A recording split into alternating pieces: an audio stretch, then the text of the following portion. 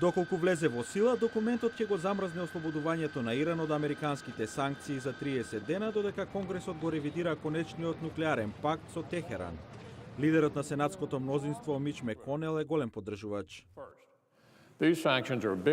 Овие санкции се голема причина што Америка беше во можност да го донесе Иран на преговарачка маса. Ние не треба да се откажуваме од таа предност без американскиот народ преку представниците во Конгресот. Многу е просто.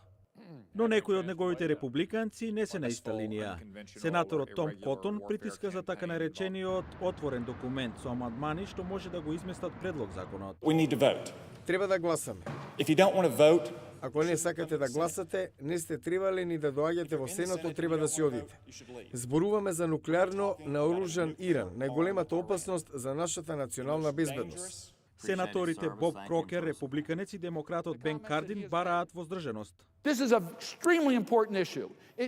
Ова е мощно и важно прашање. Мора да се издигне над поединечните интереси ако сакаме нешто да сториме за американскиот народ.